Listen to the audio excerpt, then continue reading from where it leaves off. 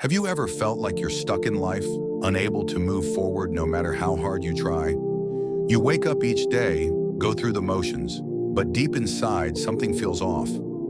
Perhaps you've tried to make changes, set goals, or push yourself, but for some reason nothing seems to work.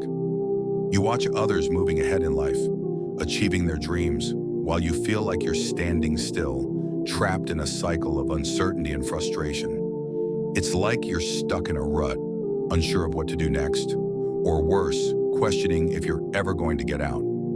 This feeling of being stuck is something many of us experience at different points in our lives. Whether it's in your career, your personal life, or your spiritual journey, the weight of stagnation can feel overwhelming. It's easy to get lost in the idea that maybe this is how things are meant to be, that you're destined to be stuck forever. But the truth is, feeling stuck doesn't mean you can't move forward. It doesn't mean you're out of options. In fact, feeling stuck is often a sign that something needs to change. But where do you even start? When everything feels uncertain and nothing seems to help, it's easy to lose hope. This is where Islam offers powerful guidance. Instead of relying on our own strength alone, Islam teaches us to place our trust in Allah and follow a path of faith, action, and patience. It reminds us that feeling stuck is not permanent, and that with the right mindset, we can break free from stagnation. The key lies in understanding that we don't have to navigate life's challenges alone. When we feel stuck, it's often because we're trying to solve everything on our own, using our limited perspective.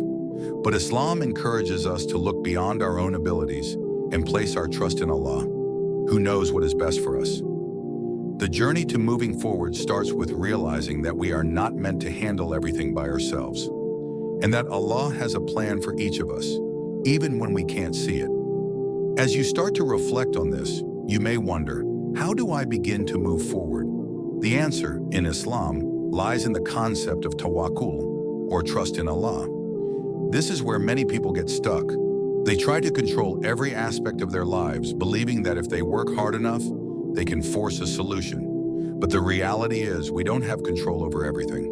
Life's twists and turns, the challenges we face, and the outcomes we desire are all in the hands of Allah. The Prophet Muhammad, PBUH, taught us that Tawakkul is not about sitting back and doing nothing. Rather, it's about putting in the effort while fully trusting that the outcome is in Allah's hands.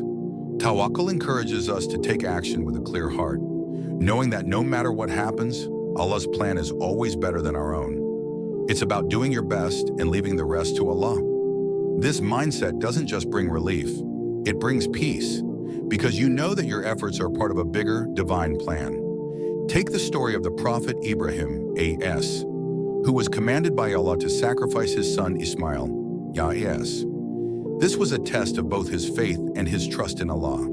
Despite the unimaginable nature of the command, Ibrahim, A.S., trusted in Allah's plan. He didn't hesitate, because he knew that Allah's wisdom was greater than any fear or doubt he might feel. Through this act of submission, he showed that no matter how difficult life may seem, trusting in Allah's plan brings peace and clarity. His unwavering faith in Allah allowed him to move forward with confidence, even when faced with an impossible choice. For us, this story is a reminder that sometimes we feel stuck because we don't trust Allah's timing. We want answers now, we want progress right away, and when we don't get it, we get frustrated. But Tawakkul teaches us that waiting for the right time and trusting that Allah will guide us is part of the process. Our plans may not always work out the way we envision, but if we trust in Allah, we can be sure that He will lead us to what's best for us. It's easy to feel overwhelmed when we don't see immediate progress, but the truth is, the small steps we take with faith are far more powerful than any rushed decision we make on our own. By trusting in Allah's plan and timing, we free ourselves from the burden of control, and we open our hearts to the peace that comes with trusting in a higher purpose. This shift in mindset, shifting from self-reliance to trust in Allah, can be the first step in breaking free from the feeling of being stuck. As Ahmed began to embrace the concept of Tawakkul, he realized that the next step in breaking free from feeling stuck was learning the power of dua, or supplication. For a long time, Ahmed had tried to solve everything on his own, believing that hard work and determination were the only keys to success. But despite his efforts, he still felt as if he wasn't moving forward. This frustration led him to a turning point. He realized that while working hard is important, it's not enough to truly overcome obstacles. He needed to involve Allah in every step of his journey. In Islam, dua is not just about asking for things. It's a way to connect with Allah, express our needs, and ask for His guidance. It's a form of surrender where we acknowledge our limitations and trust that Allah has the answers. For Ahmed, turning to dua was liberating. Whenever he felt overwhelmed or uncertain about his path, he would make dua, asking Allah for clarity, strength, and the ability to move forward. At first, it felt like a small act, but over time, he began to feel a profound shift. He started to realize that asking for Allah's help didn't make him weak. It made him stronger because it reminded him that he wasn't alone in his struggles. One of the most powerful aspects of dua is that it allows us to release the burden of trying to control everything. It's easy to feel like we're stuck because we want to have all the answers and make all the right choices. But by making dua, we surrender our worries to Allah, knowing that He is the best of planners. The Quran reminds us of this when it says, "And your Lord says, 'Call upon me, I will respond to you.'" Quran 40:60. In these words, Allah assures us that when we turn to Him, He hears us and will respond in the best way possible. For Ahmed, the act of making dua became a daily practice, especially during times of uncertainty. He would pray for clarity in his decisions, for strength in his challenges, and for guidance when he felt lost.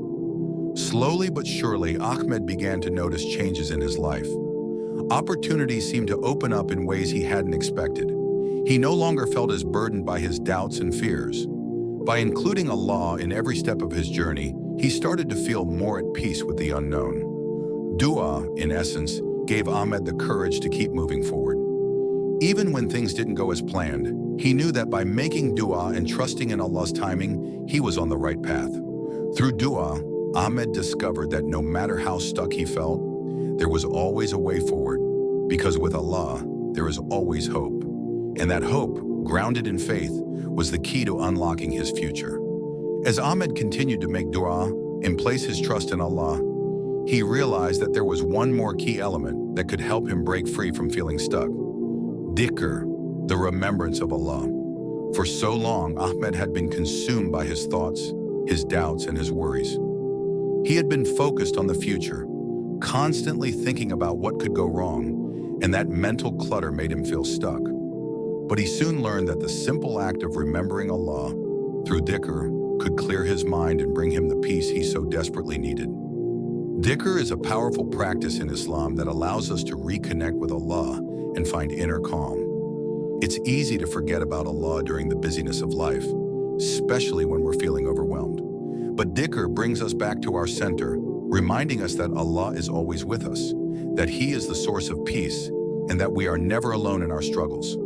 For Ahmed, incorporating dhikr into his daily routine became a game changer. Whether he was driving, walking, or even just sitting in silence, he made a habit of saying phrases like, Subhanallah, glory be to Allah, Alhamdulillah, all praise is due to Allah, and Allahu Akbar, Allah is the greatest. Each time he said these words, he felt a sense of relief, as if the weight of his worries was being lifted. The beauty of dhikr is that it doesn't require much time or effort, yet it has a profound impact on our hearts and minds. The Quran reminds us of its power when it says, "Verily, in the remembrance of Allah do hearts find rest." Quran 13:28. When we make time for dhikr, we open our hearts to peace, tranquility, and clarity. It's a moment of connection with Allah that helps us quiet the noise of overthinking and refocus on what truly matters. For Ahmed, dhikr wasn't just about calming his mind. It was a way of expressing gratitude and trust in Allah. Each time he said Alhamdulillah, he was reminded of the blessings in his life, and it shifted his focus from what he didn't have to what he already had. This simple act of remembrance allowed him to feel grounded and centered, no longer feeling lost in the chaos of his thoughts. Through dua, tawakkul, and dhikr, Ahmed started to realize that he was no longer stuck. The sense of hopelessness and frustration that once held him back had faded away. He now understood that being stuck wasn't a permanent state. It was a momentary feeling that could be overcome with faith, trust, and the remembrance of Allah. As he continued on his journey, he knew that the key to breaking free from any challenge in life wasn't just in his efforts. It was in his connection with Allah. And with that connection, anything was possible.